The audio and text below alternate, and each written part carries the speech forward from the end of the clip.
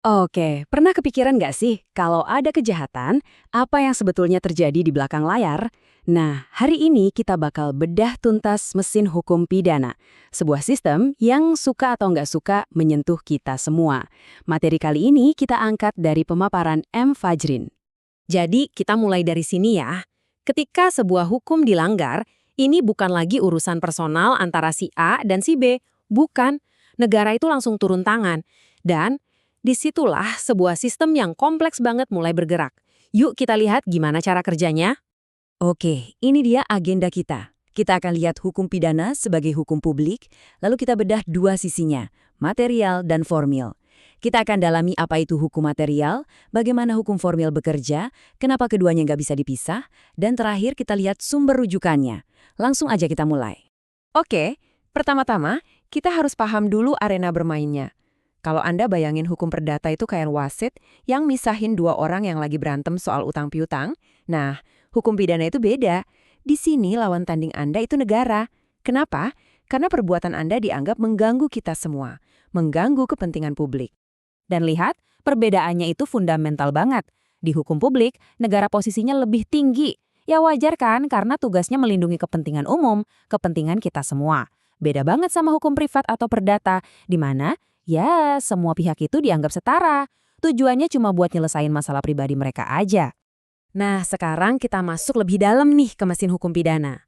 Bayangin aja kayak koin. Ada dua sisi yang gak akan pernah bisa dipisahkan. Sisi material dan sisi formil. Dan percaya deh, peran keduanya itu beda banget. Gampangnya gini deh, satu sisi, yaitu hukum material, itu isinya daftar perbuatan yang dilarang. Simpelnya, ini soal apa? Sisi yang satunya lagi, hukum formil, nah itu buku panduannya. Isinya tentang bagaimana negara menindak orang yang melanggar aturan tadi. Nah, ini intinya. Keduanya itu saling mengunci. Punya aturan soal apa itu kejahatan, jadi nggak ada artinya kalau nggak ada prosedur buat menegakkannya. Begitu juga sebaliknya. Prosedur penegakan hukum jadi nggak guna kan kalau nggak ada aturan yang jelas tentang apa yang salah dan apa yang benar. Oke, mari kita fokus ke sisi pertama dulu. Hukum material. Anggap aja ini adalah buku peraturannya hukum pidana. Isinya, ya semua tentang substansi dan larangan. Jadi, poin kuncinya apa? Hukum material ini yang menjawab pertanyaan paling dasar. Apa sih yang dilarang? Dialah yang mendefinisikan. Misalnya, kenapa mencuri itu dianggap kejahatan, syaratnya apa aja biar orang bisa dihukum, dan apa sanksinya. Jadi, disinilah semua fondasinya diletakkan. Hukum material ini yang menentukan perbuatan apa aja sih yang dilarang, terus apa syaratnya supaya seseorang bisa dipidana, dan yang terakhir, apa ancaman hukumannya. Nah, semua ini dirangkum dalam satu kitab sakti yang kita kenal sebagai KUHP. Makanya, bisa dibilang hukum material ini sifatnya diam. Dia tuh kayak aturan tertulis di atas kertas. Substansi yang abstrak, yang ya cuma diam di sana, menunggu untuk dijalankan. Nah, ini dia yang bikin hukum material tadi jadi hidup. Kita sekarang beralih ke sisi lain koinnya, hukum formil. Ini semua tentang bagaimana caranya, tentang prosedur dan penegakan. Kalau hukum material tadi menjawab apa, nah yang ini menjawab bagaimana. Bagaimana caranya negara lewat aparatnya, polisi, jaksa, hakim, menjalankan haknya untuk menegakkan aturan-aturan tadi. Inilah yang sering kita dengar sebagai hukum acara pidana.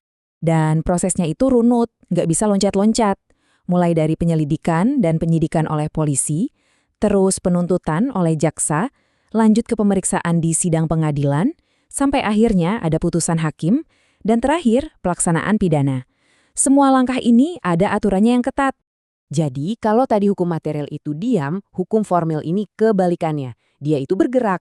Dia adalah proses nyata yang berjalan untuk menegakkan keadilan. Dan panduannya ada di KUHP, Kitab Undang-Undang Hukum Acara Pidana. Oke, sekarang mari kita satukan lagi keduanya. Kenapa sih harus ada pemisahan antara apa yang dilarang dan bagaimana menegakkannya?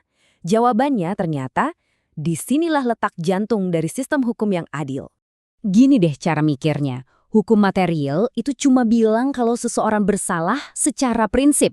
Misalnya, prinsipnya mencuri itu salah. Tapi untuk membuktikan kalau orang itu benar-benar bersalah secara fakta, ada buktinya, ada saksinya. Nah, itulah tugasnya hukum formil. Terus kenapa sih pemisahan ini penting banget? Kenapa nggak digabung aja? Jawabannya sederhana tapi krusial banget untuk mencegah kesewenang-wenangan. Bayangin kalau nggak ada prosedur yang jelas. Penegakan hukum bisa jadi liar kan? Prosedur yang ada di hukum formil inilah yang jadi benteng, yang memastikan penegakan aturan itu adil dan hak-hak kita sebagai individu terlindungi. Tentu saja, semua yang kita bahas ini ada dasarnya. Ini bukan opini, melainkan bersumber dari referensi yang jelas.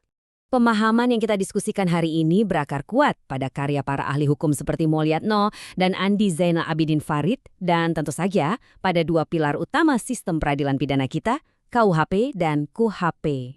Nah, pada akhirnya ini meninggalkan kita dengan satu pertanyaan besar untuk direnungkan. Gimana caranya kita sebagai masyarakat terus-menerus menyeimbangkan dua hal ini? Di satu sisi ada kekuatan negara untuk menjaga ketertiban, dan di sisi lain ada perlindungan hak individu yang dijamin oleh prosedur. Pertarungan inilah yang terus membentuk wajah hukum kita. Terima kasih sudah menyimak.